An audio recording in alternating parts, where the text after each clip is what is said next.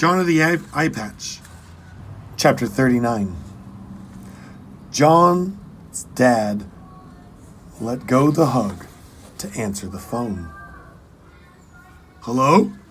He stood in silence, listening, not moving, not even breathing. His eyes watered.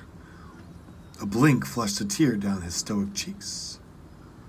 After all this time, his voice came out as a croak, barely audible, like speaking any louder would wake him from a dream. Is it Mom? His dad nodded. John and his dad took the first plane back to the States. From there, they were able to get a plane to Denver, and then from there to Portland. Even while flying for most of the day, John couldn't tell all the details of his adventures in the Pirate Kingdom. As they hurried through the Portland International Airport, John had a thought, and he blurted to his dad, Mom might not be the same as you remember her. Of course not, it's been 2 years. John almost didn't recognize his mom when he saw her, standing outside the security gates. Her dark hair was clean and curled in waves. Gone were the pirate clothes, and upgraded to a knee-length pink dress with cherry blossom print.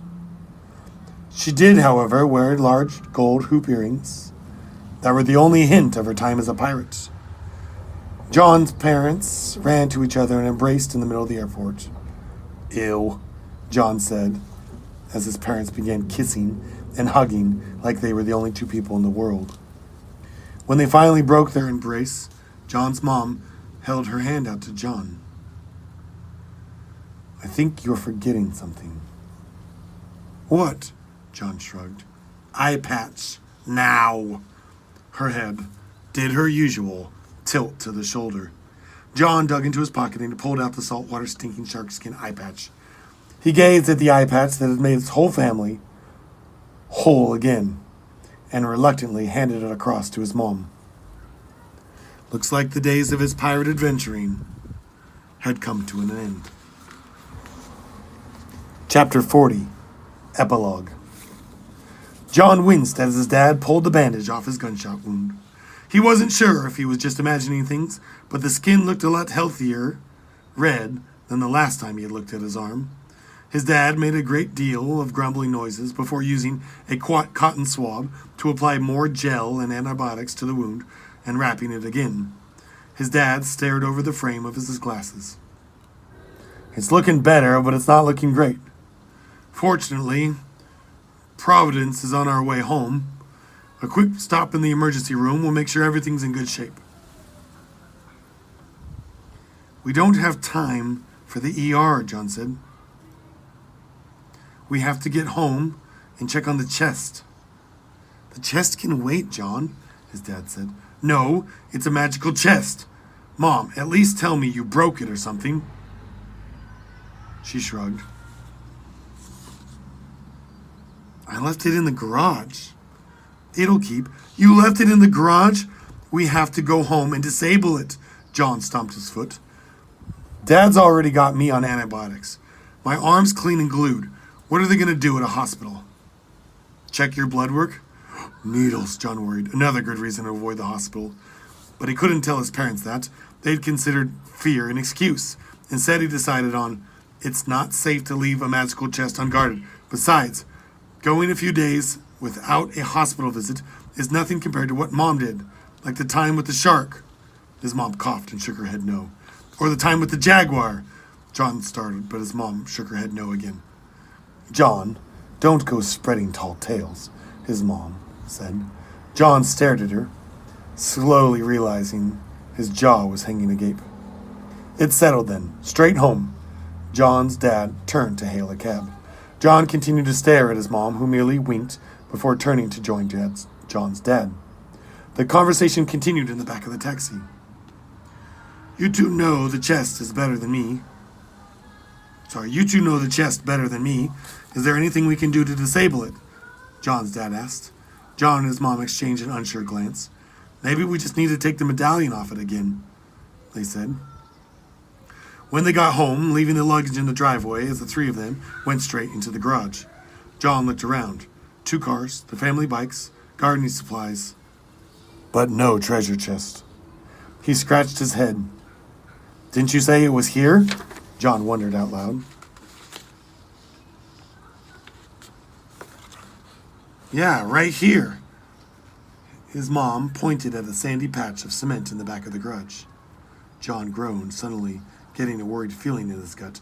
He continued to look through the garage, his eyes settling on a metal cylinder on the table near the side door. John recognized the ship's wheel axle.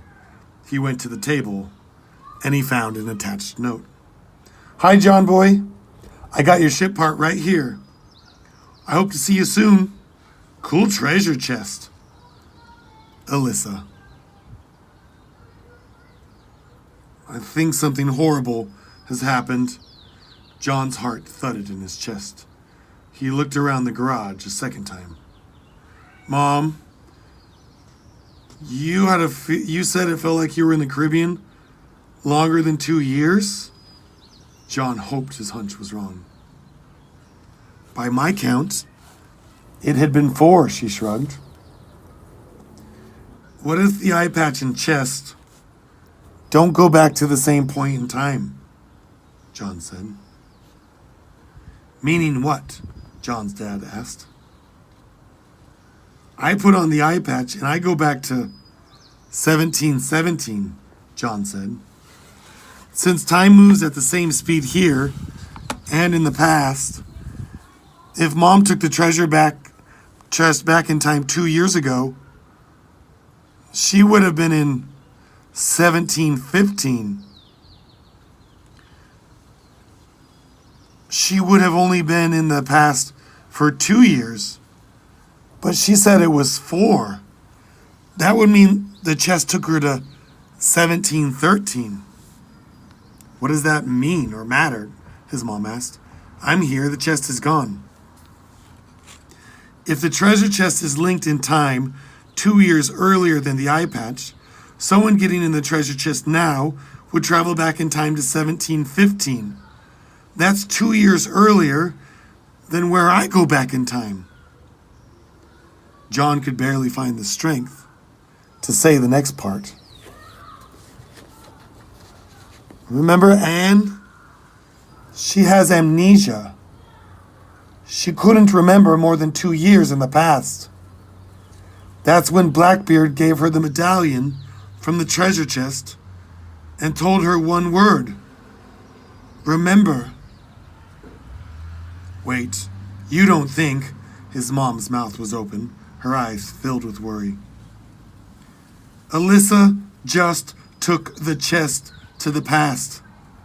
Alyssa is Anne. John felt a pit in his stomach as big as a basketball. John swallowed hard and held out his hand. I'm gonna need that eye patch back. To be continued. The end.